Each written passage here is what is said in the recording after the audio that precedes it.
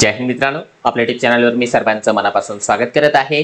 पवित्र पोर्टल मार्फत शिक्षक भरती जी केली जात आहे त्या शिक्षक भरतीचा टप्पा 2 मध्ये विथ इंटरव्ह्यूची जी यादी लागलेली आहे त्या विथ इंटरव्ह्यूच्या यादीच्या संदर्भामध्ये जी पुढील कारवाई आहे त्या कारवाई संदर्भामध्ये आयुक्त कार्यालयाच्या वतीने एक अतिशय विस्तृत अशा प्रकारचं पत्र सूचना निर्गमित झालेल्या आहे। इथून पुढे मुलाखत कशी होणार आहे, क्वालिफिकेशन काय असणार आहे, डॉक्युमेंट कशा प्रकारे चेक करायचं आहे, मुलाखतीचं डिवायडेशन कशा प्रकारे आहे, तक्रार असेल तर नेमकं काय करायचं आहे, एका जागेसाठी किती उमेदवार या ठिकाणी येणार आहेत, त्यांच्या वेळापत्रकामध्ये कशा प्रकारे आपल्याला या ठिकाणी चेंजेस करता येणार आहे, किंवा एकूण जर का दुसऱ्या भाषेमध्ये म्हटलं तर मुलाखत आणि मुलाखतीच्या नंतर जे काही नियुक्तीपत्र आहे त्या दरम्यान जे काही प्रक्रिया आहे त्या प्रक्रियेचं विस्ताराने वर्णन आयुक्त कार्यालयाच्या वतीने निर्गमित करण्यात आलेल्या पत्रकामध्ये नमूद करण्यात आलेलं आहे। त्या पत्रकावर आपण थोडक्यामध्ये या व्हिडिओच्या माध्यमातून प्रकाश टाकणार आहोत। परंतु तत्पूर्वी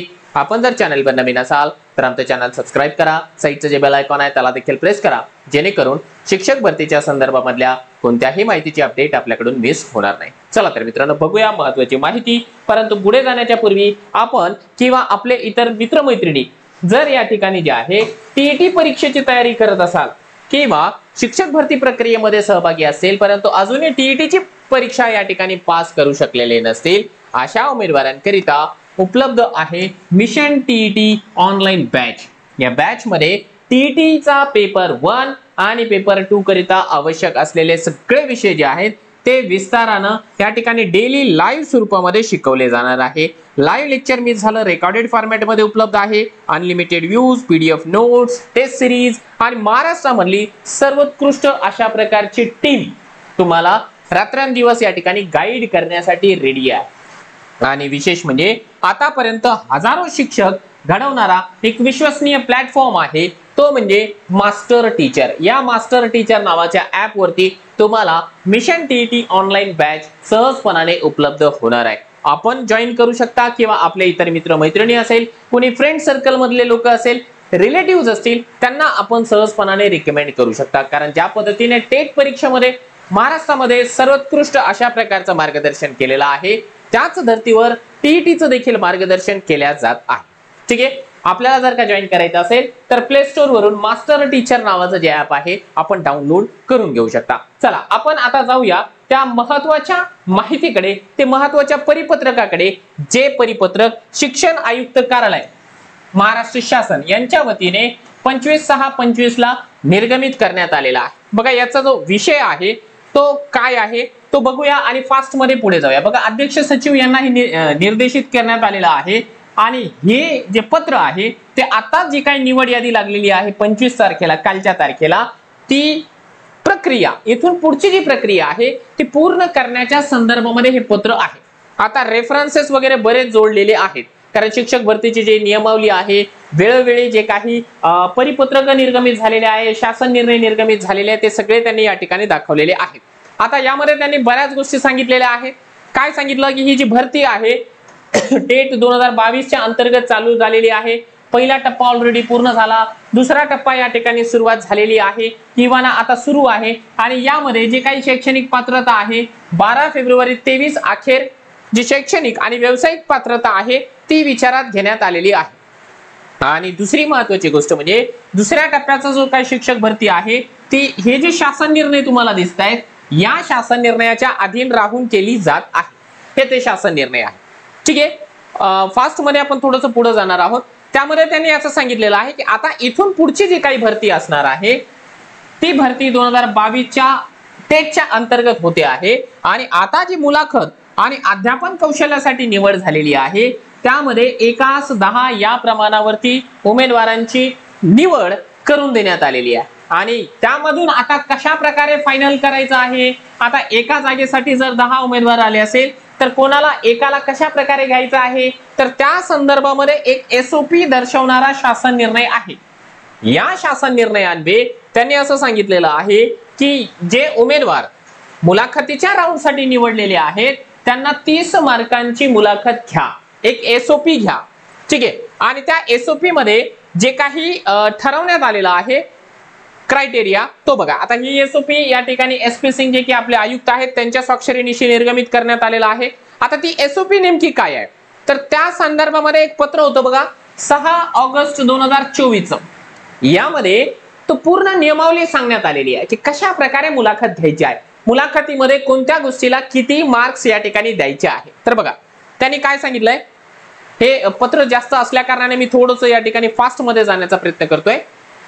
हे बघा, जे मुलाखतीला जाणारे उमेदवार आहेत त्यांच्या 30 गुणांची विभागणी. पहिले 5 मार्क जे आहे उमेदवाराचे व्यक्तिमत्व, त्यामध्ये पदाविषयी कर्तव्यनिष्ठता, पर्यावरणाची जाणीव, सामाजिक भान याला 5 मार्क. उमेदवारांचे जनरल नॉलेज हे आहेत 5 मार्कांचे, त्यामध्ये चालू घडामोडी, महाराष्ट्राचा भूगोल, इतिहास, राष्ट्रीय आंतरराष्ट्रीय समस्या वगैरे याला 5 मार्क आहे. त्यानंतर त्याने सांगितलेलं आहे की उमेदवाराचं जे विषय ज्ञान आहे, ज्या विषयासाठी त्याची निवड झालेली आहे ते त्याला या ठिकाणी 10 मार्कांकरिता, आणि उमेदवाराचं पाठ निरीक्षण म्हणजे ऍक्च्युअल मध्ये जो आपण ज्याला डेमो म्हणतो, डेमो, तो डेमो या ठिकाणी 10 मार्काला. असे एकूण मित्रांनो या ठिकाणी 30 मार्क देण्यात आलेले आहे. आणि या 30 पैकी जास्तीत जास्त ज्या उमेदवाराला मार्क मिळणार त्या उमेदवारांचं सिलेक्शन अंतिम असणार आहे. आता हे थोडंसं आणखी डिटेल मध्ये आहे पण मी ते तुम्हाला या ठिकाणी सांगणार नाही. ठीक आहे, हे जे पत्र आहे मी आपल्या टेलिग्रामच्या चॅनलला देतो आहे. आपल्या टेलिग्राम चॅनलची लिंक व्हिडिओच्या डिस्क्रिप्शन बॉक्स मध्ये देण्यात आलेली आहे. त्या ठिकाणी जा, टेलिग्रामचं चॅनल जॉईन करा आणि हे पत्र वाचा. याच पद्धतीचे जे काही महत्त्वाचे पत्र असतात ते सगळे आपण या ठिकाणी जे आहे टेलिग्राम चॅनलला देतो आहे. आणि विशेष म्हणजे तुम्हा लोकांना जो डाऊट असतो की यार सर त्या ठिकाणी पैशांची मागणी वगैरे होऊ शकते का, तर बघा त्या एसओपी मध्ये काय सांगितलेलं आहे, निवड प्रक्रियेमध्ये वस्तुनिष्ठता आणि पारदर्शकता येण्याकरिता निवड प्रक्रियेमधील सर्व टप्प्यांवरील मुलाखत व अध्यापन कौशल्याची तपासणी करणे, यासाठी सदर कक्षामध्ये किंवा वर्ग खोलीमध्ये व्हिडिओ रेकॉर्डिंग करून जतन करून ठेवण्यात यावे. याचा अर्थ काय आहे की तुमचा जो डेमो असेल, तुमचा जो इंटरव्ह्यू असणार आहे त्याला व्हिडिओ शूट करावा लागणार आहे, जेणेकरून एखाद्या उमेदवाराला या ठिकाणी ऑब्जेक्शन घ्यायचं असेल तर त्याला ऑब्जेक्शन घेता यायला पाहिजे. हे पत्र आहे, असं करावंच लागतंय. ठीक आहे, त्याच्यामुळे याच्यामध्ये पारदर्शकपणा असेल का, असेल बी पॉझिटिव्ह. ठीक आहे, पुढे जाऊया. आता बघा आस्थापनांसाठी काही सूचना देण्यात आलेल्या आहेत. या सूचना देखील कालच्या तारखेच्याच आहेत. फार फास्ट मध्ये मी या ठिकाणी घेणार आहे कारण खूपच मोठं हे पत्र आहे. ठीक आहे, ज्या ज्या महत्वाच्या घडामोडी आहेत त्या महत्वाच्या गोष्टी तुमच्यापर्यंत पोहोचवणं आवश्यक आहे, तेवढ्या गोष्टी मी या ठिकाणी पोहोचवतो. हे बघा त्यांनी काय सांगितलेलं आहे, ही जी काही भरती होते आहे ती भरती या ठिकाणी हे शासन निर्णय आहे. ठीक आहे, या सूचना आहेत, हे शासन निर्णय या सूचनांच्या अधीन राहून केली गेलेली आहे. उमेदवारांची निवड या ठिकाणी जी आहे त्याच पद्धतीने करण्यात आलेली आहे ज्या पद्धतीने त्यांनी प्रिफरन्सेस वगैरे दिलेले आहेत. ही जनरल माहिती त्यांनी या ठिकाणी सांगितली. आता पुढे त्यांनी असं सांगितलेलं आहे, महत्वाचा मुद्दा, जे जे महत्वाचे पॉइंट आहेत तेवढे घेतोय. शक्यतो काही पॉइंट या ठिकाणी सुटू पण शकतात, सुटले तरी हरकत नाही. ही पूर्ण PDF तुम्हाला देतो. ठीक आहे, सर्वसाधारण गुणवत्ता यादीमधील शिफारस पात्र उमेदवारांची मुलाखत आणि अध्यापन कौशल्य याचे नियोजन संबंधित व्यवस्थापनांकडून 26 तारखेपासून ते 30 तारखेपर्यंत या कालावधीमध्ये करण्यात यावे. तसेच प्रत्यक्ष मुलाखत आणि अध्यापन कौशल्य यावरची कारवाई 1 जुलै पासून ते या ठिकाणी 21 जुलै पर्यंत करावी. म्हणजे 1 ते 21 म्हणजे 21 दिवसांचा टाइम दिलेला आहे त्यांनी सगळ्यांनाच, सगळ्या आस्थापनांना. ठीक आहे, त्यानंतर जे आहे 25 पर्यंत अंतिम जी यादी आहे ती या ठिकाणी पोर्टलला देण्यात यावी. त्यानंतर शालार्थ ID वगैरे बनवून घेण्याची प्रक्रिया लवकरात लवकर करावी आणि त्याकरिता देखील तारीख दिलेली आहे 14 ऑगस्ट. म्हणजे चांगली गोष्ट आहे. 1 जुलै पासून 21 जुलै पर्यंत सगळ्या ज्या इंटरव्ह्यूची प्रक्रिया आहे ती कंप्लीट करायची. 25 जुलै या ठिकाणी जे आहे अंतिम निवड यादी लावायची. त्याच्या पूर्वी पण लावू शकता, पण ती डेडलाईन आहे 25 जुलैला. आणि 14 ऑगस्ट पर्यंत आपल्याला शालार्थ ID क्रिएट करायचा. म्हणजे शालार्थ ID क्रिएट करायचा म्हणजे आपला जो काही सॅलरी ज्याच्यामध्ये येणार आहे तो अकाउंट आपल्याला क्रिएट करायचा. लवकर प्रक्रिया होती आहे.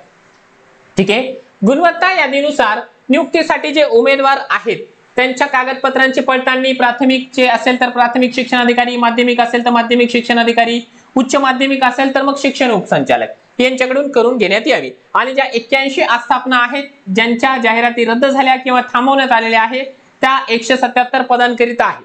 त्या ठिकाणी जे आहे त्यांना इंटरव्ह्यू घेण्यासाठी गरज नाहीये, कारण उमेदवारांची लिस्टच नाही. आता ज्या आस्थापनांचं समजा त्यांनी लॉग इन वगैरे कशा प्रकारे करायचं हे त्यांनी सांगितलं, की जर समजा त्यांचा पासवर्ड वगैरे हरवला असेल तर नेमकं काय करायचं, त्यांना त्यांच्या आस्थापनेच्या याच्यावरती पूर्ण त्यांच्या संस्थेमध्ये कोणाकोणाची निवड झालेली आहे त्यांची पूर्ण यादी देण्यात आलेली आहे. जसं आपल्याला दिली ना कॉमन यादी, तशी समजा आता माझी एक संस्था आहे, माझ्या संस्थेमध्ये 10 जागा होत्या, मग 10 जागांसाठी 100 उमेदवार कोण कोण आलेले आहेत, मग मला त्याची एकत्रित यादी ती त्यांनी या ठिकाणी सांगितलेली आहे. आता हे थोडंसं आपण पुढे जाऊया, महत्वाचे मुद्दे तेवढे आपण घेऊया. बघा या ठिकाणी आणखी एक गोष्ट सांगितली त्यांनी 15 नंबरला, उमेदवारांची जास्तीत जास्त 10 प्राधान्यक्रमांवर गुणवत्तेनुसार मुलाखत व अध्यापन कौशल्यासाठी शिफारस करण्यात आलेली आहे. आणि जे न्यायालयीन प्रकरण आहेत बरेचसे त्याला अधीन राहून या सगळ्या गोष्टी करण्यात आलेल्या आहे. एकास 10 या प्रमाणावरती उमेदवारांचं सिलेक्शन करण्यात आलेलं आहे. आता यामध्ये त्यांचे जे कागदपत्र आहे त्या कागदपत्रांच्या संदर्भामध्ये सांगितलेलं आहे की उमेदवारांनी कागदपत्रे अपलोड केलेली आहे, परंतु पोर्टलद्वारे ते व्हेरीफाय झालेली नाही. त्यांनी अपलोड केलं त्याची तपासणी करण्याची जबाबदारी जी आहे संबंधित आस्थापनांची आहे. आता उदाहरण म्हणून तुम्हाला सांगतो की समजा आता मला 10वीचं किंवा 12वीचं किंवा डीएडचं सर्टिफिकेट अपलोड करायला सांगितलं. आता मी 10वीच्या ऐवजी डीएडचं करून टाकलं किंवा काही पण दुसरंच करून टाकलं तरी देखील माझं 10वीचंच प्रमाणपत्र कन्सिडर झालेलं आहे, कारण पोर्टलनं ते व्हेरीफाय केलेलं नाही. परंतु आता ते व्हेरीफाय करण्याची जबाबदारी संबंधित आस्थापनांची आहे असं त्यांचं म्हणणं आहे. ठीक आहे. त्यानंतर उमेदवाराच्या निवडीपूर्वी स्वप्रमाणपत्रामध्ये नमूद केलेली उमेदवाराची ज्या पदासाठी निवड झालेली आहे त्या पदासाठी ते लायक आहे का, पात्र आहे का ते तपासून पाहायचं आहे त्यांच्या डॉक्युमेंटच्या नुसार. आणि दुसरी महत्वाची गोष्ट म्हणजे त्यांनी या ठिकाणी कम्युनिकेशन डिटेल नावाचा एक त्यांना मेनू देण्यात आलेला आहे. त्यामध्ये सर्व उमेदवारांचा डेटा आहे, ईमेल आहे, कॉन्टॅक्ट नंबर आहे, त्या सगळ्यांशी कॉन्टॅक्ट करायचा आहे. आता हाच प्रश्न बऱ्याच उमेदवारांना निर्माण झालेला आहे की सर आता आम्ही त्या संस्थांशी कॉन्टॅक्ट कसा करायचा. तुम्ही करू नका, आपल्याला कॉन्टॅक्ट करायचा नाही. कॉन्टॅक्ट संस्था आपल्याला स्वतः करणार आहे. ठीक आहे, आपल्याला मेल करेल आणि जमलं तर फोन कॉल देखील येईल. आपल्या मेलवरची आपली नजर ठेवायची. ठीक आहे. त्यानंतर शालेय शिक्षण आणि क्रीडा विभागाचे जे परिपत्रक आहेत कोणतं किंवा एसओपीचा जो शासन निर्णय आहे त्यानुसार संपूर्ण प्रक्रिया या ठिकाणी पार पडली जाते आहे. आणखी मला असं वाटतं जे महत्वाचं आहे तेवढंच मी तुम्हाला या ठिकाणी सांगेल.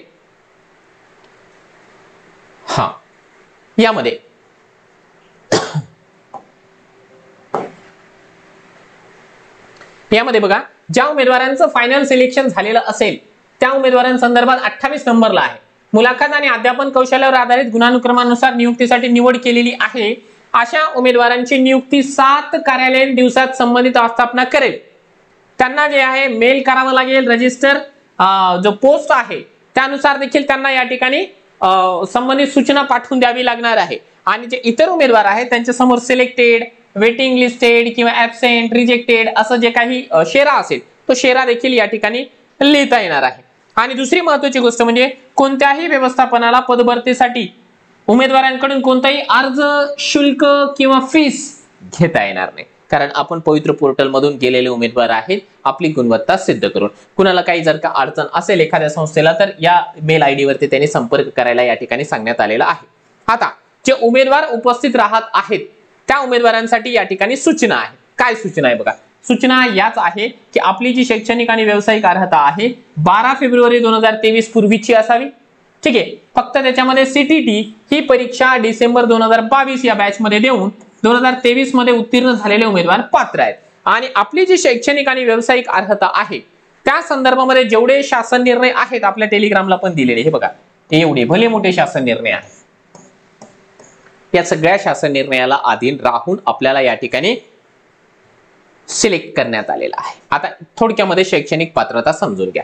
1ली ते 5वी साठी काय लागेल तर 1ली ते 5वीला 12वी लागेल. त्याच्यानंतर 12वी किंवा त्याच्या समकक्ष डिग्री ती देखील 45% गुणांसह. आरक्षित प्रवर्ग असेल तर 12वीला 40% चालतात. त्यानंतर डीटीएड हे याच्यापैकी एक, टीईटीचा पेपर 1 किंवा सीटीटीचा पेपर 1 त्यामध्ये खुल्या प्रवर्गाला 60 आणि आरक्षित प्रवर्गाला 55 आणि त्यात दिव्यांग उमेदवार 55%, माजी सैनिकांना 45%. हे टीईटी किंवा सीटीटीची गोष्ट आहे. ठीक आहे. 6वी ते 8वी मध्ये जे आहे शैक्षणिक अर्हतामध्ये एक ग्रॅज्युएशनला त्याच विषयामधली पदवी पाहिजे आणि त्याला 45% गुण पाहिजे किमान ओपनवाल्यांना, आणि आरक्षित प्रवर्गाला 40% पाहिजे, आणि व्यावसायिक अर्हता डीएड पण चालतं, बीएड पण चालतं. ठीक आहे. आणि एक महत्वाचं लागेल या ठिकाणी, बीए बीएड असेल, बीएससी बीएड असेल, टीईटीचा पेपर 2 आणि तो देखील संबंधित विषयामध्ये, भाषा विषयासाठी कोणत्याही विषय गटातील चालून जातं. आता त्यामध्ये देखील टीईटी किंवा सीटीटीला ओपनला 60%, कॅटेगरीला 55%, दिव्यांगांना 55%, माजी सैनिकांना 45% असा क्रायटेरिया आहे. 9वी 10वी साठी काय क्वालिफिकेशन दिलेलं आहे, तर 9वी 10वी साठी एक तर ग्रॅज्युएशन असायला पाहिजे त्या संबंधित विषयामध्ये, किंवा बीएड असायला पाहिजे, बीपीएड असायला पाहिजे फिजिकल एज्युकेशन मध्ये. ठीक आहे. 11वी 12वीला सेम गोष्ट त्यांनी या ठिकाणी सांगितलेली आहे. या ठिकाणी पोस्ट ग्रॅज्युएशन असायला पाहिजे, आणि बीएड, पीएससी बीएड, एमपीएड एवढं असायला पाहिजे. 2 विषय एकत्र जर का असतील तर त्या संदर्भातली काही या ठिकाणी गोष्ट त्यांनी या ठिकाणी सांगितलेली आहे, ती तुम्ही नंतर वाचून घ्या. वयोमर्यादा या ठिकाणी एक महत्वाची आहे. 9वी ते 12वी साठी वयोमर्यादा किमान 18 वर्ष आहे, किमान 18, कमाल वयोमर्यादा नाही. त्यानंतर 1ली ते 8वी वर्गाकरिता पुन्हा त्यांनी या ठिकाणी सांगितलेले आहे की ओपन साठी 40 आणि कॅटेगरीसाठी 45. तुम्ही म्हणाल सर ओपन साठी तर 38च राहतं, हे 2 कुठून आले? हे 2 कोरोनामुळे मिळालेले आहे. ठीक आहे. हे 43 कॅटेगरी वाल्यांना हे 2 कोरोनामुळे एक्स्ट्राचा. आता हा तो शासन निर्णय पण इथं त्यांनी जोडलेला आहे. ठीक आहे. सगळं काही पद्धतशीरपणाने त्यांनी या ठिकाणी दिलेलं आहे. उमेदवाराचं वय पवित्र पोर्टलवरील पहिल्या टप्प्यातील जाहिरातीच्या म्हणजे 16/10/2023 रोजीचे वय ग्राह्य धरल्या जाणार आहे. आजचं वय ग्राह्य धरल्या जाणार नाही. म्हणजे आज जरी समजा तुम्ही एखाद्या कॅटेगरीचे असाल आणि 47 वय जरी असेल तरी देखील तुम्ही या ठिकाणी पात्र आहात. ठीक आहे. चला, आता निवडीची कार्यपद्धती काय आहे, तर हे कोर्टाचं जजमेंट आहे. त्या कोर्टाच्या जजमेंट प्रमाणे या सगळ्या गोष्टी चालतात. जे एसओपी जे सांगण्यात आलेली आहे त्या एसओपी प्रमाणे तुम्हाला या ठिकाणी इंटरव्ह्यूला फेस करायचा आहे. आणखी एक महत्वाची गोष्ट त्यांनी या ठिकाणी सांगितलेली आहे की मुलाखतीचा जो राऊंड आहे 21 जुलै पर्यंत चालेल, 1 जुलै पासून. ठीक आहे. आता यासाठी लवकरात लवकर तुम्ही तुमच्या पद्धतीने शेड्यूल द्यावा, ईमेल करावं किंवा त्यांना जे आहे फोन कॉल्स करावा, या गोष्टी सांगितलेल्या आहे. आणि आणखी एक गोष्ट त्यांनी खूप चांगली सांगितलेली आहे 5 नंबर मध्ये की बहुतांश उमेदवार एकापेक्षा जास्त संस्थेमध्ये जाणार आहे, आणि एकापेक्षा जास्त संस्थेमध्ये जाणार असल्या कारणाने बऱ्याच उमेदवारांना 2 संस्थांमध्ये एकाच दिवशी बोलवल्या जाण्याची शक्यता नाकारता येत नाही. त्याच्यामुळे तुम्ही तुमच्या परीने जे आहे रिशेड्यूल करून घेत जा. संबंधित उमेदवाराला दुसऱ्या दिवशी तुम्ही बोलवून घ्या. आणि पावसा पाण्याचे दिवस असल्या कारणाने देखील या ठिकाणी जे आहे आपण आपल्या परीने या ठिकाणी चेंजेस करून घेऊ शकता. या संदर्भामध्ये आस्थापनांना त्यांनी थोडंसं या ठिकाणी स्वातंत्र्य दिलेलं आहे. मला वाटते बऱ्याच गोष्टी आणखी आहेत परंतु तेवढ्याशा त्या महत्त्वाच्या नाहीत, जनरलच आहे. हे कोणते कोणते डॉक्युमेंट्स आपल्याला लागणार आहेत हे ते त्यांनी या ठिकाणी सांगितलेलं आहे. पण तो डॉक्युमेंटच्या संदर्भामध्ये एकच गोष्ट मित्रांनो लक्षात घ्या, आपण जे काही अपलोड केलेले डॉक्युमेंट्स आहेत आपल्या सेल्फ सर्टिफाईच्या कॉपीवर ते सगळे डॉक्युमेंट आपल्याला रेडी ठेवावे लागणार आहे. ते सगळे डॉक्युमेंट आपल्याला लागणारच आहेत. ठीक आहे. हा, आता आणखी एक शेवटी काही आहे का? दिव्यांग प्रमाणपत्र असेल, तुमचं समांतर आरक्षणाचं प्रमाणपत्र असेल, सगळ्याच्या सगळे आरक्षण तुम्हाला या ठिकाणी दाखवावे लागणार आहे ज्यामधून तुमचं सिलेक्शन झालेलं असेल असे सगळे. तर मित्रांनो अशा प्रकारे हे बराच लांबलचक व्हिडिओ झालेला आहे. आणखी याला लांबवता आलं असतं परंतु माझी इच्छा आहे की कमीत कमी वेळेमध्ये आपण जास्तीत जास्त माहिती या ठिकाणी देण्याचा प्रयत्न करावा. मुलांचा वेळ देखील या ठिकाणी जास्त वाया जाता कामा नये. तर आय होप तुम्हाला या सगळ्या गोष्टी लक्षात येऊन गेलेल्या असेल. आणखी काही स्किप झाला असेल माझ्याकडून तर आपण आपल्या टेलिग्रामच्या चॅनलला सदर PDF देतो आहोत. त्या PDFची आपण निश्चितपणाने जे आहे प्रिंटआउट काढा, व्यवस्थितपणाने पॉईंट टू पॉईंट वाचा, जेणेकरून आपण एक्झॅक्टली मुलाखतीला गेल्यानंतर आपल्याला कोणत्या प्रकारचा प्रॉब्लेम येणार नाही. चला, तर अजूनही आपण या व्हिडिओला लाईक केलं नसेल तर एकदा लाईक करा आणि ज्या उमेदवारांचं सिलेक्शन झालेलं आहे त्यांच्यापर्यंत व्हिडिओला शेअर करायला विसरू नका. पुन्हा भेटूया आपण पुढच्या सेशनमध्ये. तोपर्यंत जय हिंद, जय महाराष्ट्र.